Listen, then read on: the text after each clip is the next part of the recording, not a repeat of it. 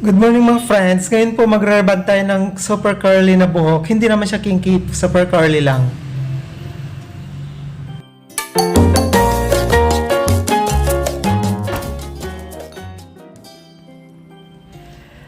Pinakauna sa lahat, kailangan natin section yung hair pag mag-apply tayo ng cream number 1. Yung gamot pala na to na nagamit natin is nabili lang natin online.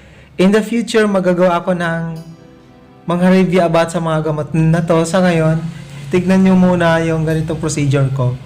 Kasi in the future, magre-review tayo ng lahat ng klase ng mga gamot. Tsaka ipapakita ko sa inyo na maganda. Yung procedure na to is, tawag dito, gumagamit ako ng T-zone.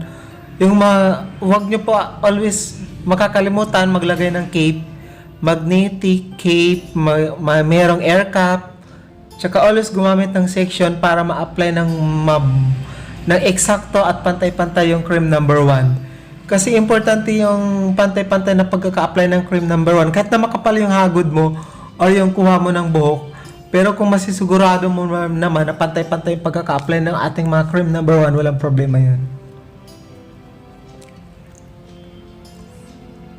Ayan.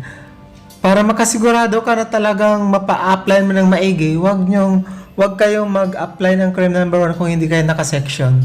Kasi minsan pag hindi kayo naka-section, may mga buhok na hindi nalalagyan ng cream.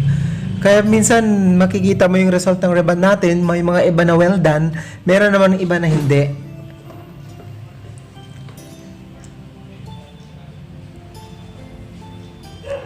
We're using a T-zone only.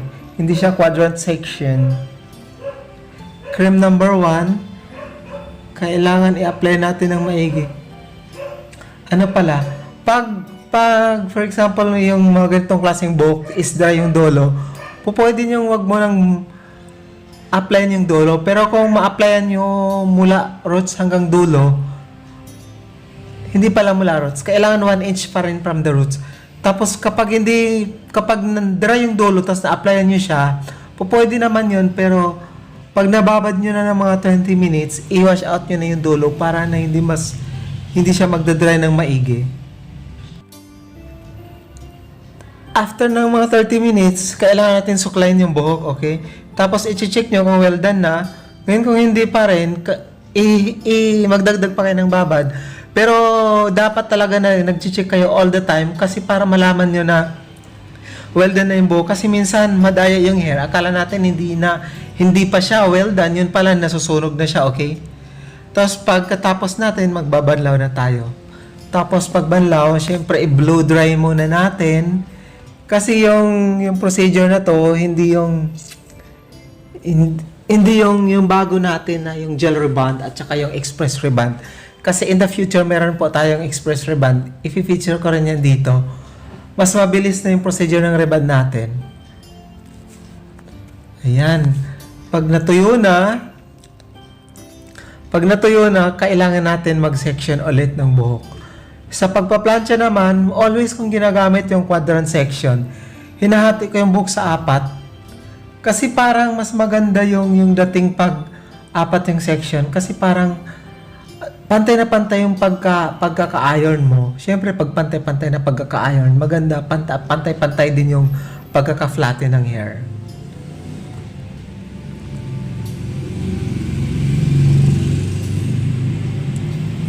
Ayan. Para, 'di ba?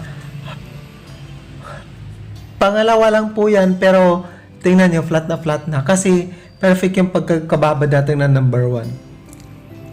Kapag po perfect yung pagkababad natin ng number 1, flat na po yung pangalawa pa lang. 'Di ba? Nakita niyo perfect. Super perfect, tsaka hindi siya dry, walang sunog. Kaya always yung i-perfect yung pagbabad ng number 1. Minsan nga pag perfect yung babad ng number 1, kahit na yung hindi maayos yung pagkaka-iron, basta na-iron na straight lang, yung ganun, maganda na rin yung labas nun. Ayan po, gumamit tayo ng quadrant section tapos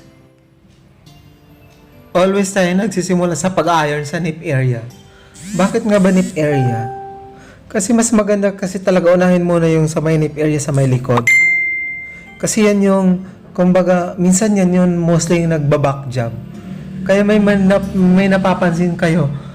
Yung kahit na inuuna niya yung nip area, minsan ano pa rin siya, minsan may time pa rin na parang back jab yung likod.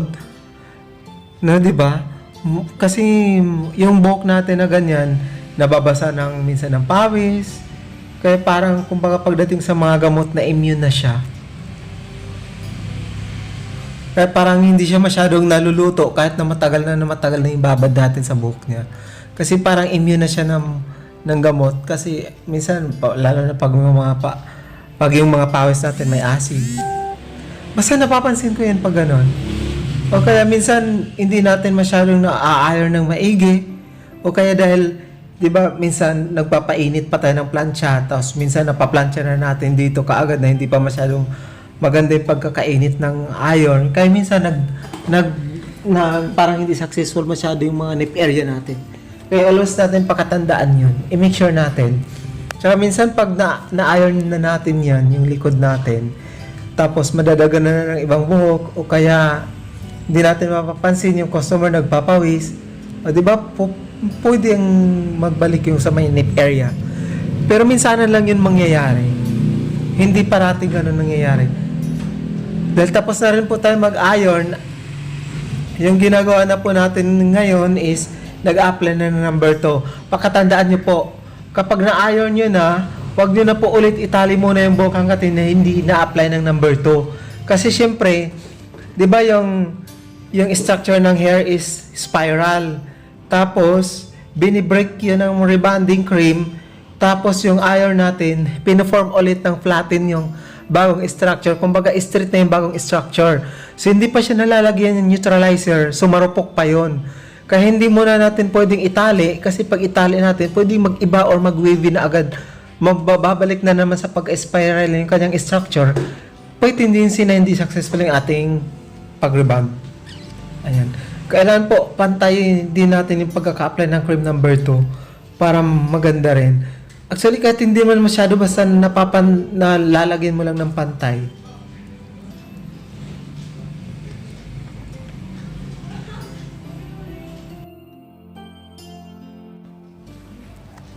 Yung babad ko ng cream number 2 is inabot lang ng mga 30 minutes. Tapos nagbanlaw na tayo, ayan, nagbo-blow dry na tayo.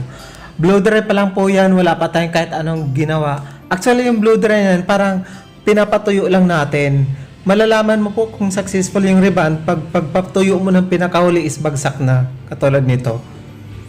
Oh. Nag-iron pa po ako kahit nabagsak na yung structure para po na mapolish yung pagka-straight ng structure ng hair. Kasi alam nyo na po, di ba, gumagawa tayo ng bagong structure para perfect na yung pagkaka-flat ng hair. Kung yung gusto lang naman ng client is flat na flat yung gusto. Pero pag mga bouncy at saka hindi masyadong flat yung type ng mga client, kahit blow dry na yung pinakahuli is po pwede na. Ito kasing client natin, yung purpose ng pag-rebond niya is flat na flat. Kaya kailangan natin i-iron yung pinakahuli para yung structure niya o yung pagka-flatten ng hair niya is perfect. At saka, kumbaga walang chance na pagkabanlaw is mag-bouncy ka agad. Okay? Parang aabot pa siya ng mga 6 months or 1 year bago ulit mag-flatten. Kasi yung rebonded natin na to, panigurado yung mga bagong mga tubo na lang yung magkukulot o kaya magbabalik sa dati niyang buhok. Actually, yung pagkaka-iron naman natin, hindi katulad nung una nating iron. Kumbaga, padadaanan lang siya natin. Para kumbaga mapolish yung pagka-flatten o pagka-straight ng kanyang structure.